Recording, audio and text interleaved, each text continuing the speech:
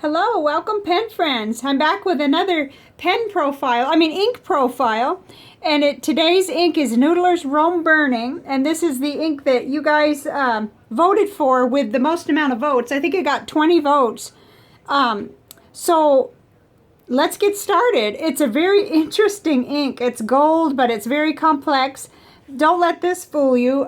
It really has a lot more going on than this, but you can see kind of some hints of permanence there a little bit. So let's see how it does in the water test. This is really going to interest me. I really want to know because of the way it acted on the panel. It was really interesting. I see a little bit of yellow lifting up. Huh. All right, but we'll let it go in there. Yeah, I have the feeling that that's going to stay pretty darn true to to what it looks like, but we'll see. I want to give you a quick report on the last ink profile. This is how it came out. It was Birmingham tarnished nickel, and it was partially resistant to the water. You can still read it quite well, but most of that, basic color is gone and it's just there. But I give it an A for clean out, and I was really happy about that. I was surprised too, because I actually thought it might give me a little bit of trouble, but none whatsoever. So awesome. Well-behaved ink, and I like that. So I guess we better just let this do its thing and get right into the Rhodia Gold book where I started. Let's see, that's going to be the ink spread. Okay, and here we are. Okay, I'm going to give you a little tilt there because the natural light helps so much for you to see what I'm seeing. But here it is in the broad nib down to right here. And then in the fine nib. Now this was a very aggressive ink on this paper, but we're going to see some of the papers where I think it gets along better with certain paper. I actually see some feathering and some spreading, in this. And if you look, this is the same exact nib, that we used for tarnished nickel. And you can actually see that it's wider. There is a little bit of spreading and a feathering, whatever you want to call it. And it actually even makes the fine nib appear like even a medium. So it was on this particular paper, it wouldn't be such a great thing. Now I didn't turn it over yet. Let's do that. Okay, so we have what I'd call attempts to bleed through. It doesn't look so bad really, except for here where I painted it on. But it just isn't the best showcase of the ink. You'll see on the other examples some better examples. I found it everywhere, practically. It's a very common to find ink, and it's in that large 3-ounce or 90 ml bottle by Noodlers. I found it at Goulet, Anderson, Vaness, Goldspot, Pen Chalet, Jet Pens, everywhere. It was a little bit more at Jet Pens. That may be why they do the free shipping at a lower threshold, because it was $13 there instead of $12.50. And there's various samples you can get, like from Goulet, Vaness, Anderson. I'm not really sure whether any of the other two do the samples or not. Okay, so there it is on that little Tomoe River piece, and I really do need to tilt it because we get that truer look if I do that. And it looks good, but if you really get down close, you definitely see the feathering. Let's see if you can see that even with the fine nib. It's hard for me to show you. But while we're down there, let's look at the chromatography. Isn't that something? It looks like a heart.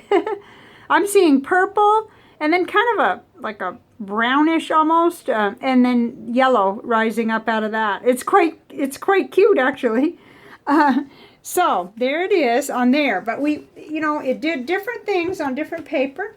So let's get into Leuchtturm 1917 dot grid. This is my standard bullet journal paper.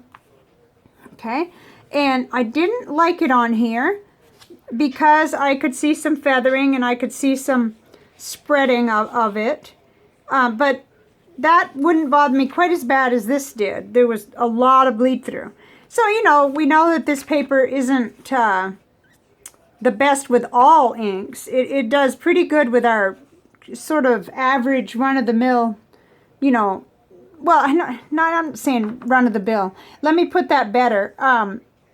With a ink with less permanent properties, it won't do this. But it will, like with Noodler's Heart of Darkness, I know that. So I didn't like it on this paper, but I liked it on some others. So let's go right into those.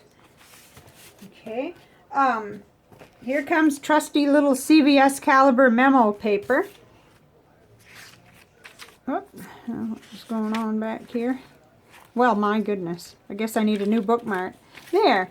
Okay. So, you know, it looked good on here, and I cannot detect any feathering on this paper. But it's nice. It's still nice and bold on, as you can see. This is the fine nib, and this is the broad nib, and it's nice and bold in both nibs. So yeah, I put wow because I liked that quite a bit, and I thought that even where the color went on, that looks nice. Didn't bleed through, which is kind of pretty much weird, but it didn't anyway. That's what this paper is capable of. But this paper favors this kind of ink that's fairly aggressive ink. Okay, so let's look into the Nemesine one notebook. This is really pretty paper. And I attempted to draw like a flame. Let's see. And then I put it in the Moonman mini glass nib. I've had this going on since Sunday, so mercy. And then this was Monday. And it's nice and bold, but it ran right out of steam quick and had to be re-dipped. So it's got excellent flow. So when you add that flow with the saturation, you really go through some paper sometimes. But let's take a look, because I don't recall on this one. I know I flipped back. Really not seeing much. Right there probably has to do with all of this, where I laid on the ink so thick. So it didn't go through with the writing, which is good, you know, that it didn't. Because I've had that happen with the glass nib. And it didn't go through at all there. You might see just a little shadowing, but no bleed through. But this is really nice paper. I mean, it's that really smooth paper. The ink can sit on top of it longer. Okay, so let's get into Live Notes by Pen Gallery with 68 GSM paper, Tomoe River paper. Okay, and here we are. Let's see, we'll give it a little slight tilt to kind of make sure you're getting that natural light. I think it did fine on here. You know, it's nice and it shows that gold color a little better, or antique or bronze or whatever you want to call it. Actually, I'm not sure I'm using the right word with bronze, but it's definitely that antique-ish looking patina that you would see on things that get to look antique-y. Real scientific. Okay, let's turn that over. We had a little tiny bit of the yellow part of the ink show through, but no bleed through at all. So this paper could handle this ink. So that's good. It's good to note which ones do, because it isn't a case where it acts the same on everything. So that's something to just, you know, for us to keep in mind. Okay, I loved it on Tomoe River 52 gram white paper. I love that, how that looked, you know. So if you're going to use it in art on this paper, you could expect some, I mean, it crinkles because that paper's thin, but it just had nice variance in colors.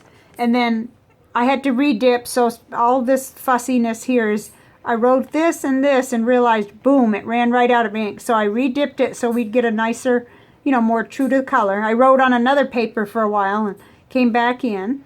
But it looked good in the broad nib, and it looked good in the fine nib. I mean, definitely super nice flow and saturation in that fine nib. You know, that just bumped it up there where it just looks nice, I think. This is a little confusing because of everything else, but I really don't see any bleed through except for the painted on portion, bled through yellow. So interesting. But this was one of my favorite papers to use this on, and that's good because that's a letter writing paper for me. And I like how it looks. It has a nice dark tone on there. Okay, so Clairefontaine. I feel like it changed the color of the ink when I got onto this Clairefontaine. I don't know if it's just me, but it almost looks green. You know, don't adjust your camera. That's what I'm seeing too. It kind of turns into this like safari green. And I like it better on Tomoe River where it looks more brownish or goldish or like antique-ish. Can you see that? I mean, I don't know. And it depends how you hold it too, but with my naked eye, I'm really seeing green there, just like you are when I tilt it toward my window a little. Let's see if we go that direction toward the white lights. I don't know what you're seeing, really. It's hard to tell. But yeah, I didn't like what it did to the color. But of course, this is Clairefontaine. It behaved well on here. It of course, tried to bleed through there where it was painted on heavily. But the writing part did not bleed through. So let's get over on to Rhodia. Rhodia, I experienced almost the same thing. I felt like it changed it into this safari green looking ink that I wasn't expecting. I'm just much more happy with how it looks on the Tomoe River 52 gram. I guess, you know, and that's a preference of mine anyway. So even when we take pains to show you kind of different angles, we're still seeing, it looks like a different ink, honestly. And I'm not saying that's bad. You may like this better, but I just didn't. I don't know where on earth green is coming from, but that's with my eye. I'm not just saying with the camera. Okay, same thing on Hamlin optic paper. I feel like that's green. It looks green to me. And of course, I've had arguments with family over brown and green, and those darker colors confuse me. So who knows, really? But no feathering and no bleed through other than where I painted it on. Let's see. I hope I showed you. Yeah, well, I think I showed you that Rhodia only went through where it was painted on, but I can't remember, so want to be sure. So when you kind of look at these, in my personal opinion, I just didn't like it on well, the Clairefontaine and Hamlin Optic, they're almost the same. Let's see if you can kind of see that. It kind of just went toward greenish. And then same thing with Rhodia. Nothing wrong with it. It performed well on there as far as not bleeding or feathering. But with Tomoe River paper, it was a whole different ink almost. I mean, it just was a different experience. So I just feel like that gave me what I liked about the color best. Let's go ahead and just real quick, if we can, compare Tomoe River 68G. It's such a enigma here how this is. Okay, here's the 52 gram that I like on my right hand there. And it doesn't really actually look green on the 68 GSM paper. It looks golder. So that's just something for you to know. If that's your paper, that's more or less what you're going to get. It doesn't look green like on Clairefontaine, and it doesn't look brownish, antique-y gold looking like it does on the 52G Tomoe River. I just thought maybe you would like a glimpse at that in case, you know, one or the other of these papers is your paper. You'll want to then know what, you know, it may influence a purchase, but always get a sample. That's my mantra there. Oh my, look at this. Completely purple, but completely readable. That looks like as if that was a bulletproof purple. Okay, that's neat. That is really, oh my goodness. Huh. And you saw all that bleed through yellow on some of those papers. So, okay, we have a very interesting ink here. So let's see if we can compare it to some other inks. Let me tell you, this was really weird because I don't have very many gold inks. I just don't. But I managed to find two that are in the ballpark with Noodler's Rome Burning, but they're really, you really can't compare them. And that is Three Oysters Mustard, which has a tendency of looking kind of more muted or washed down, kind of. But it kind of reminded me of it. So Noodler's Rome Burning is in the middle. And, oh, here, look, we see some, that's looking purple now that it's dried completely. Let's see. That other one, yeah, the other one does too. It kind of looks purple. You know, or like a dusty purple now that it's dried. Huh. And then at the last minute, I taped on Sailor Rikuyu Cha. I don't know how to say that. That may have something to do with tea.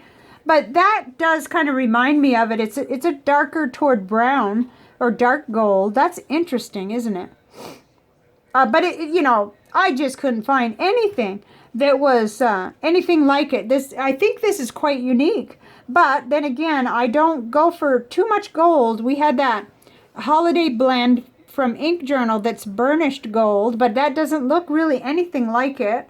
Well, yeah, there's a few similarities, but you know. And then there's a shimmer ink down here, Diatramenous Pearlescent Whiskey Copper, which kind of has just the slightest, no, it still doesn't look like it. But this is as close as I could come. This is orange, so I don't know what that's doing there, but it's there. And then KWZ Standard Honey. Huh, interesting. I'm looking at our ink flight panel, because I had thought about KWZ when I was doing that. So I don't know if this will be useful at all. It may not be. So let me pull the other one. I did have one more, just so that you could see that everything within anywhere near I've looked at, but I just couldn't find anything. Like, there's Cafe Crema, and there's, oh, well, SBRE Brown. I don't know why, you know, I thought to kind of try to compare these. There's Diamine Autumn Oak. And no, we're just way out of the ballpark. So I did pull that panel out, though. Very interesting. But, you know, people out there, you guys may have something that comes much closer to this than I do, because I don't think I run toward gold inks. It just isn't, you know. But when I heard about how neat it was for the Nick Stewart technique, that's what made me want to try it. And a pen friend, whose initials are here on the little slip there, generously sent me a nice sample. So that's why we're able to do this review, and I'm able to test out the ink for you and for me. So let's see what it did on the art journal, or visual journal. Even though I'd already done it once, I wanted to try it again. And it was just as spectacular. It was really spectacular. I'll flip back to that first one too in a minute, but let me just show you. That purple comes out, and when you go in to add detail, you don't get the same kind of trees. You don't get like this. You end up with kind of these interesting details that just kind of fly away. It's very reactive with water. You know, and it's interesting that it would do that, because we've now seen how intensely almost permanent it is. I don't even know what you'd call that, because, there must be a word for it. I know there's a lot of controversy about the terminology used for permanent inks, so I'm not even going to try to go there. But here's the little other one that I did where I just did blobs, and you see oh my, it just has so much interest. Oh, I hope that's focusing. Yeah, so that was really fun. I mean, I could sit here and play with this all day. Let me flip back to the other one I did with the same ink. That was when it first came in the door and I couldn't resist it. So, yeah, that was really awesome. I like how it gives you these, like, halos, or, you know, with the purple edging. This one may have been even more spectacular, but I remember I used the broad nib, and it just created quite a stir. So this time I used the fine nib, and that left us with some details, but not as many. You know, it kind of made it more dainty, and I like that better.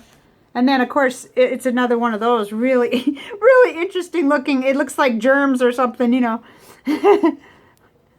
Oh my gosh, with all that lavender around the edges and yellow. And so this ink has really been fun, and I'm not done. I mean, I guess I'm going to have to be in the pens that I'm in right now, because it's going to be time to do other reviews. But I just wanted to talk just for a minute about what's next. And of course, we kind of know we've got a fun project going on here with the Ink Flight 27.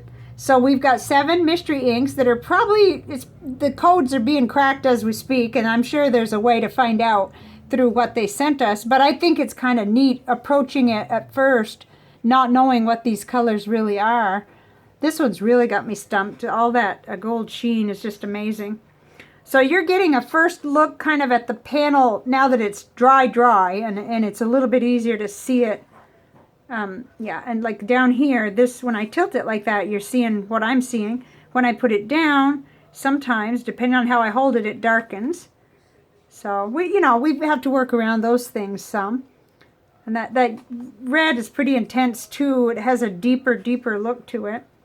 So we'll be doing these, but I also will be working on, I'm hoping before I leave, I'll get to do my early impressions video on the Keiko Retro, and also on the Kaweco Perkeo, because I've been really enjoying these 2 pens too, and the votes were strong on all 3 pens. It's just that the Retro 51 Tornado in Ultraviolet was the leader, so it got to be first, that's all. I'll go back and see. I think it was a tie. I believe these two each had 8 votes. And that's okay because they got my vote too. You know, and they're great pens. So I want to talk about those as soon as I can.